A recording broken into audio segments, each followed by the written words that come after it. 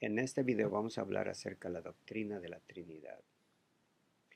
La palabra Trinidad como tal no existe en la Biblia. Sin embargo, la doctrina de la Trinidad está explícitamente en toda la Biblia. En toda la Biblia uno puede encontrar rastros y enseñanzas acerca de esta doctrina de la Trinidad. Para estudiar la Trinidad debemos considerar tres aspectos importantes. En primer lugar, uh, Dios existe eternamente como Padre, Hijo y Espíritu Santo. En primer lugar, Dios existe eternamente como Padre, Hijo y Espíritu Santo. En segundo lugar, cada persona, Padre, Hijo y Espíritu Santo, es Dios. Cada persona, Padre, Hijo y Espíritu Santo, es Dios. Ese es el segundo aspecto. Y el tercer aspecto para considerar el estudio de la Trinidad es que hay un solo Dios. Hay un solo Dios. Bien, estas tres declaraciones son verdades. Y ahora, cuando estudiamos la doctrina de la Trinidad, muchas veces para la persona es muy difícil el poder encapsular o poder entender estas tres declaraciones. Y una de las razones que como seres humanos se nos hace difícil el poder entender es porque tenemos una mente limitada. Sin embargo, uno debe reconocer que estos tres aspectos que he mencionado existen en la Biblia y son verdad. Entonces, en primer lugar, para reforzar y repetir, Dios existe como Padre, Hijo y Espíritu Santo. Número dos, cada persona mencionada, Padre, Hijo y Espíritu Santo, eh, es Dios y hay un solo Dios. Bien, ahora vamos a explicar estos términos o estas declaraciones que hemos mencionado en una forma más extensa. En primer lugar, vamos a demostrar que Dios existe eternamente como Padre, Hijo y Espíritu Santo. En el Antiguo Testamento hay una revelación general de este aspecto de la Trinidad. En, podemos, podemos ver, por ejemplo, en los Salmos, Salmo 45 nos dice lo siguiente, en versos 5 y 6. Versos 5 y 6. Perdón, verso 6. Dice, tu trono, oh Dios, es eterno y para siempre. Cetro de justicia es el cetro de tu reino. Has amado la justicia y aborrecido la maldad. Por tanto, te ungió Dios, el Dios tuyo, con óleo de alegría más que tus compañeros. Y aquí entonces tenemos Salmo 45, que nos revela en una forma general este aspecto de la Trinidad. Otro salmo, un poco más claro, Salmo 110, mientras estudiamos la Trinidad del Antiguo Testamento, debo advertir que en el Antiguo Testamento se nos da este concepto un poco más general. Luego, cuando nos refiramos al Nuevo Testamento, vamos a tener esas descripciones más específicas. Así que se nos hará un poco más claro entender esta doctrina. Salmo 110, por ejemplo, aquí tenemos la descripción de el Padre y el Hijo. Por ejemplo, dice así, Jehová dijo a mi Señor. El salmista está hablando, en primer lugar, de Jehová, Jehová el Padre. Le dice, es una conversación entre el Padre y el Hijo. Por eso dice el salmista, Jehová dijo a mí, Señor. Siéntate a mi diestra hasta que ponga a tus enemigos por estrado de tus pies. Y entonces aquí hay la revelación del Padre y del Hijo. También en Mateo 22, versos 41-46, cita este Salmo 110, para aludir a la presencia del Padre y del Hijo. Ahora en Isaías veamos una descripción. Isaías 48, una descripción que revela del Padre y el Espíritu Santo. El verso del 12, capítulo 48.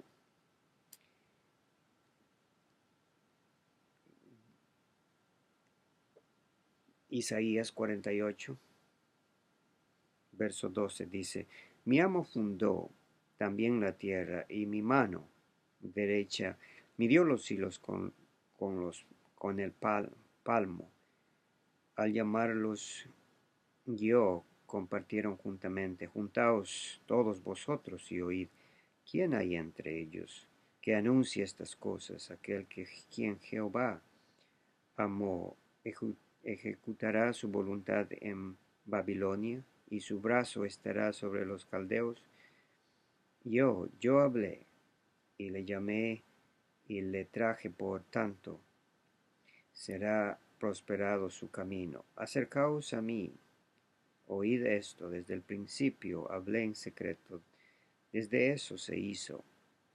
Allí estaba yo, y ahora me envió Jehová, el Señor, y su Espíritu. Bien, aquí el anuncio de las dos personas de la Trinidad, tanto el Padre como el Espíritu Santo.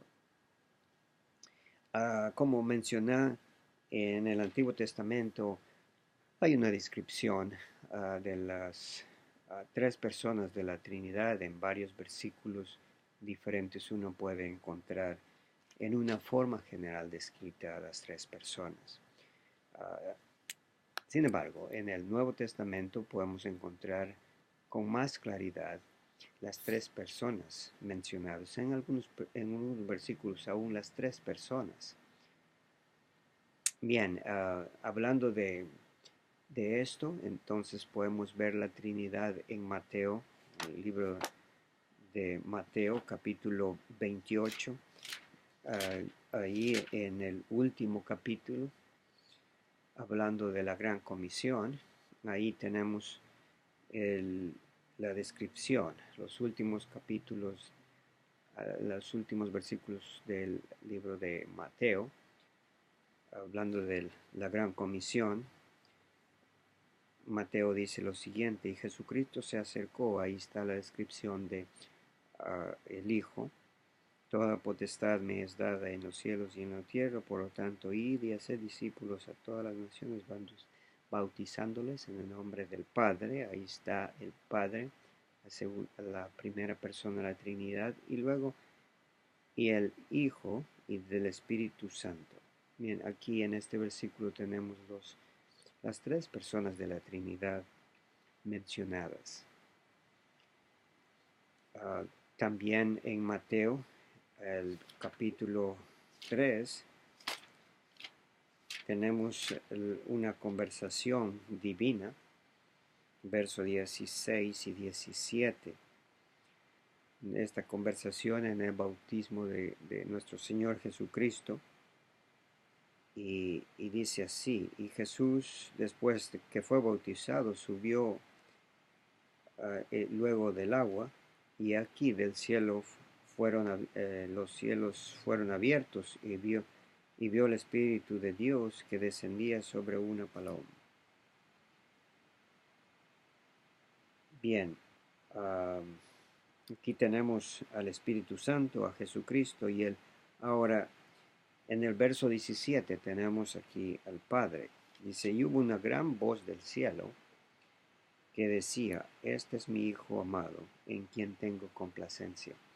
Entonces aquí también tenemos un versículo que nos habla precisamente de las tres personas de la Trinidad. También en 1 de Pedro, en su carta, en su saludo, el primer capítulo, los primeros versículos, hay un saludo y él empieza de esta manera, diciendo a los elegidos, según la presencia de Dios en santificación del Espíritu Santo para obedecer, rociados con la sangre de Jesucristo. Entonces, una vez más, la presencia de las tres personas de la Trinidad en este versículo. Como dije, el Nuevo Testamento nos habla en una forma más descriptiva, clara, de las tres personas de la Trinidad. Ahora debemos estudiar o reafirmar bíblicamente que cada persona es Dios. Cada persona es Dios. La Biblia es clara al mencionar que cada persona de la Trinidad no solamente existe desde tiempo pasado, eternamente, pero que cada persona es Dios. Cada persona es Dios. Ya hemos visto unos pasajes bíblicos en cuanto al Padre. El Padre es Dios. En cuanto al Hijo, la evidencia de su divinidad en cuanto al Hijo, el Hijo amado, en Juan 1:1. En el principio fue el Verbo y el Verbo estaba con Dios y el Verbo era Dios. Nos habla Juan acerca de la divinidad de Jesucristo. El Verbo, que en ese capítulo se está refiriendo a Jesucristo, dice Juan, es Dios. No solamente era, pero es Dios. Hebreos capítulo 1, verso 3 también dice que Jesucristo tiene la misma esencia del Padre, misma esencia divina, es decir, posee los atributos divinos de nuestro Padre. También Filipenses capítulo 2, versículos 5 al 7. La descripción aquí del apóstol Pablo al mencionar que aún siendo Dios no escatimó a qué aferrar, sino que se despojó a sí mismo. Pablo empieza mencionando a Jesucristo siendo Dios, siendo Dios. Colosenses 1, capítulo 1, dice que Jesucristo creó todas las cosas por Él existen y sin Él nada de lo que existe pudo existir. Es decir, que aquí menciona la divinidad de Jesucristo. Ahora, en cuanto a los títulos divinos, hay varios títulos que se refieren a Jesucristo y esos títulos nos indican su divinidad. Por ejemplo, el Hijo de Dios. En Marcos capítulo 1, verso 1, nos afirma acerca del Hijo de Dios, y cuando los evangelios hablan acerca del Hijo de Dios, o el Nuevo Testamento hablando del Hijo de Dios, se refieren especialmente a nuestro Señor Jesucristo como Dios. Claro está que en la Biblia hay mención en cuanto al Hijo de Dios, el cristiano es Hijo de Dios, también en el Antiguo Testamento se habla de Israel como hijos de Dios. Aquellos que han creído en Jesucristo son hijos de Dios. Pero cuando se refiere especialmente a Jesucristo, los autores bíblicos reconocen a un título divino, que es en sí la esencia misma de el carácter de Dios. Marcos capítulo 1 dice, al principio el Evangelio de Jesucristo, Hijo de Dios, Hijo de Dios. También tenemos el título de Señor. Señor en Juan 20, 28, cuando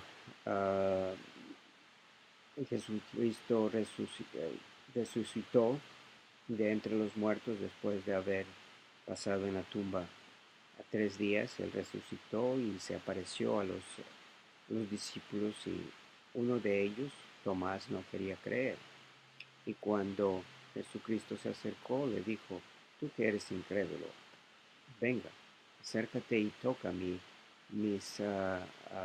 llagas, mi herida. Y la reacción de Tomás fue en adoración y él anuncia las palabras, mi Señor y mi Dios. Entonces la palabra Señor tiene la connotación divina cuando se refiere a Jesucristo. Veamos ahora en cuanto a los atributos divinos y ciertas actividades que Jesucristo ha estado envuelto en la creación y durante el cuidado de su creación. Por ejemplo, la Biblia menciona que Jesucristo es omnipresente, es decir, que está en todo lugar, está presente aquí, está en otros lugares.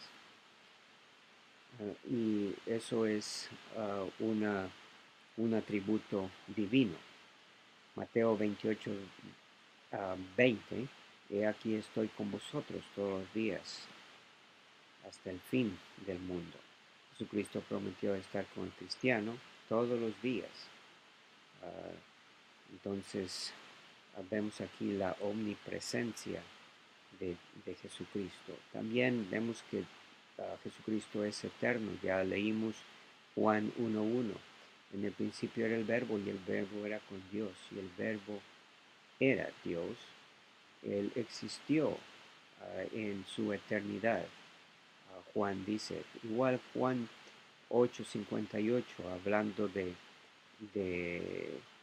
la preexistencia de Jesucristo. Vemos entonces que Jesucristo presenta ciertos atributos divinos. También la omnisciencia, es decir, todo lo conoce, todo lo sabe. Tiene un conocimiento absoluto como nuestro Padre, Dios, como Dios el Padre. Jesucristo sabía el corazón de cada uno de los que le seguía. Ahí tenemos la evidencia en Juan 2:25. Él sabe el corazón. Sabía que algunos venían solamente por ser alimentados o ser sanados. Y en realidad no todos le seguían de corazón porque le creían a él, sino que querían tener su beneficio propio. Pero Jesucristo conocía el corazón de ellos. Por eso Jesucristo muestra este atributo, atributo de que conoce el corazón de todas las personas. También vemos que la Biblia describe a Jesucristo como el creador. Colosenses 1:16. Todas las cosas fueron creadas para Él, las cosas que están en la tierra como las cosas que están en los cielos, las cosas visibles e invisibles, todas las cosas fueron creadas por Jesucristo. También Colosenses 1:17 nos dicen que por medio de Jesucristo todas las cosas subsisten, es decir que Jesucristo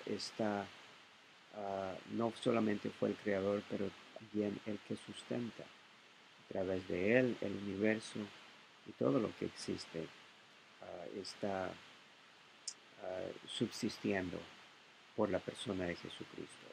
También Marcos menciona, capítulo 2, verso 10, que a Jesucristo perdona pecados. No hay ninguna otra persona humana que pueda perdonar pecados de acuerdo a los evangelios y los escritores bíblicos. Los judíos sabían que solamente Dios podía perdonar los pecados. Ningún otro ser humano podía perdonar pecados. Ahora hablemos del Espíritu Santo. Entonces ya hemos hablado de Jesucristo que demuestra atributos divinos. El Espíritu Santo también presenta ciertos atributos divinos como la omnipresencia. Omnipresencia es claro del Espíritu Santo en los Salmos. Salmo 139 el salmista nos habla acerca de la presencia del Espíritu Santo. Versículo 7 nos dice así: ¿a dónde iré de tu espíritu? ¿Y a dónde huiré de tu presencia? Si subiera a los cielos, ahí estás tú. Y si fuera al Seol, también ahí está. Es decir, que la presencia del Espíritu Santo está en todo lugar. En cuanto a la omnisciencia, el Espíritu Santo conoce todo. De acuerdo al apóstol Pablo en 1 Corintios, nos manifiesta que el Espíritu Santo tiene conocimiento absoluto de las cosas. En versículo 10 dice a 1 dice así: pero Dios nos reveló a nosotros por medio del Espíritu Santo, porque el Espíritu Santo todo lo escudriña, es decir, todo sabe, y aún lo más profundo de Dios, porque ¿quién de los hombres sabe las cosas de los hombres sino el Espíritu del hombre que está en él? Así tampoco nadie conoce las cosas de Dios sino por el Espíritu Santo. Una vez más, el Espíritu Santo muestra el carácter omnisciente que solamente pertenece a un ser superior, a un ser divino. También en cuanto a la creación del universo, el Espíritu Santo estaba desde el principio presente y estaba supervisando, estaba ahí presente en la creación. Génesis capítulo 1 nos dice en el versículo 2: la tierra estaba desordenada y vacía, y las tinieblas estaban sobre la faz del abismo, y el Espíritu de Dios se movía sobre la faz de las aguas. Es decir, que estaba presente ahí y formó parte de la creación del universo. También el Espíritu Santo es la persona que santifica. Solamente una persona divina con atributos divinos puede hacer eso. El tercer aspecto que hemos mencionado acerca de la doctrina de la Trinidad es que hay un solo Dios, un solo Dios. Bien, veamos ahora lo que nos dice Romanos 3, versos 30. Romanos 3 y el versículo 30 dice así: porque Dios es uno, y el que justifica por la fe a los de la circuncisión por medio de la fe a los de la incircuncisión. Dios es uno. Creemos entonces en un solo Dios. Santiago, capítulo 2, también nos testifica en una forma, nos indica que Dios es uno. Verso 19 nos dice de la siguiente manera: ¿tú crees que Dios es uno? Bien haces, también los demonios creen y tiemblan. Una vez más, esta afirmación en una forma negativa, estamos mirando aquí la declaración de Santiago en cuanto a la verdad de Dios. Dios es uno. Y muchas personas tienen dificultad en unir estos tres aspectos que he mencionado. Y esos tres aspectos son que creemos que Dios existe en tres personas: Padre, Hijo y Espíritu Santo. El segundo aspecto importante de la doctrina de la Trinidad es que cada persona es Dios, cada persona es Dios. Y en tercer lugar, creemos que hay un solo Dios. Aquellos que quizás se quieren mofar o quieren vituperar esta doctrina, dicen que el cristiano cree en tres dioses. No, eso es falso. Creemos que hay un solo Dios Ese Dios se ha manifestado en tres personas desde la eternidad.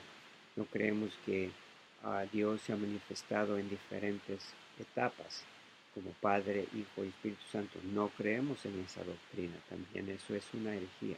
Creemos que Dios existe en las tres personas desde la eternidad pasada, presente y continuará hasta el futuro, desde, desde el principio hasta el final. Dios existe en tres personas. Bien, eso es en cuanto a la doctrina de la Trinidad. Espero que esta doctrina